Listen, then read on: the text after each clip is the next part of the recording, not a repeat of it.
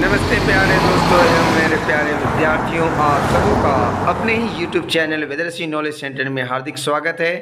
आज हम सभी सीखेंगे पद परिचय कैसे करें। पद परिचयं कुर्वन्तु लिखन्तु च, इस प्रकार के प्रश्न परीक्षा में आएंगे और आते हैं। तो आइए हम सभी अध्ययन आरंभ करें। सुबंतम तिङन्तं पदम कथ्यते। सुबंत और तिङन्त पद शब्द कहलाते हैं, पद कहलाते हैं और अर्थवत् धातुर प्रत्यय प्रातिपदिकम कहते हैं कि अर्थवान शब्द जो होते हैं वही शब्द होते हैं। अर्थवान जो अक्षर होते हैं, संयुक्त होते हैं, वो शब्द कहलाते हैं और जिनके अर्थ नहीं होते हैं वो शब्द नहीं कहलाते हैं। और शब्द तो आप समझ गए होंगे कि यदि वर्णों का सम्यक मेल होता है, उचित मेल होता है, सार्थक मेल होता है तो उन्हें हम शब्द कहते हैं। परंतु पद उन्हें कहते हैं जिनमें सुबंत और तिङन्त प्रत्यय लगे होते हैं, उन्हें हम सभी पद कहते हैं संस्कृत में। तो आसन एक पद है। क्यों?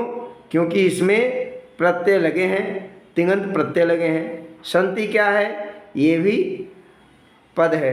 बालकः क्या है? ये भी पद है। लतया क्या है? ये भी पद है। कस्मै मुनिना, ये सभी के सभी पद हैं। क्यों है पद? क्योंकि इन सब में सुबंत और तिङन्त प्रत्ययों का प्रयोग किया गया है। तो ऐसे प्रश्नों के उत्तर जानने के लिए आप प्लीज़ हमारे चैनल पर बने रहें, वीडियो अंत तक देखें जिससे कि आपको समझ में आ जाए। और यदि आप हमारे चैनल पर नए हैं तो प्लीज़ सब्सक्राइब करें, बेल आइकन को अवश्य दबाएं जिससे कि और भी परीक्षा में आने वाले महत्वपूर्ण प्रश्न आप तक मैं पहुंचा सकूं। तो आइए देखते हैं, किसी भी पद का, किसी भी शब्द का यदि हम परिचय करना चाहें तो हमें क्या आवश्यकता हो सकती है। शब्द का परिचय करना होगा तो 5 चीज़ों की हमें आवश्यकता पड़ती है। परंतु यदि धातु का परिचय प्राप्त करना है तो केवल हमें 4 चीज़ यदि प्राप्त हो गए तो उनके अर्थ प्राप्त हो जाते हैं। अतः विद्यार्थियों के समझ को विकसित करने के लिए, स्मरण शक्ति को विकसित करने के लिए संस्कृत के परीक्षाओं में यह परंपरा है कि बच्चों से पद परिचय पूछा जाता है।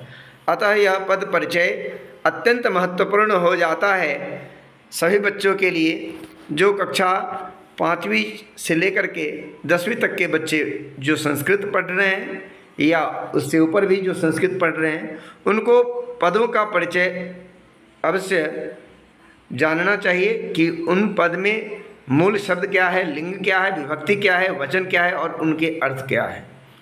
यदि इतने चीज़ यदि आप समझ गए तो निस्संदेह आपको संस्कृत भाषा को समझने में बहुत आसानी होती है और आसानी होगी।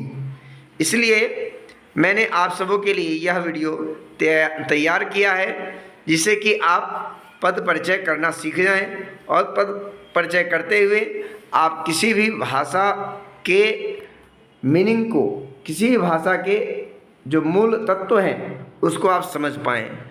तो देखिए, आप देख रहे होंगे मम में मूल शब्द क्या है? अस्मद है। लिंग क्या है? उभयलिंग है। विभक्ति क्या है? षष्ठी विभक्ति है। वचन क्या है? एक वचन है। तो अर्थ क्या हो गया? मेरा। तो इसी तरह से अन्य शब्दों में भी आप जानने का प्रयास करेंगे और समझ जाएंगे।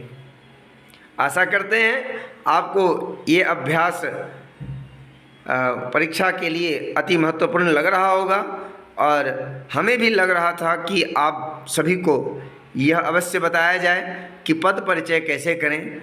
तो आप समझ रहे होंगे और समझ गए होंगे। तो प्लीज़ आप हमारे वीडियो को लाइक करेंगे, शेयर करेंगे।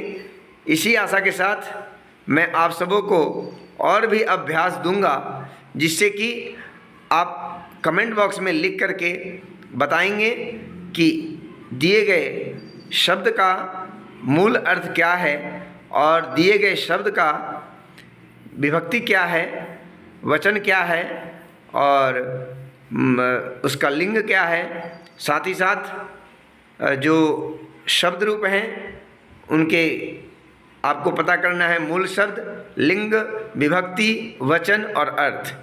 मूल शब्द के ये किसी शब्द रूप के मूल शब्द, लिंग, विभक्ति, वचन और अर्थ। और धातु रूप के क्या बताने हैं आपको?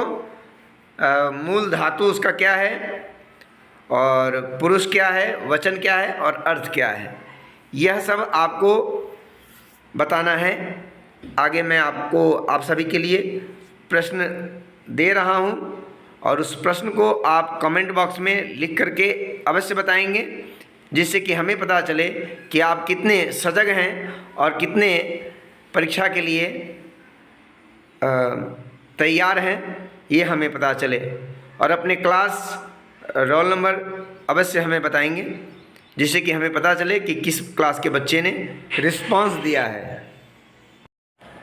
अंत तक वीडियो देखने के लिए आप सभी का कोटि कोटि धन्यवाद। जय तो संस्कृतम, जय तो भारतम।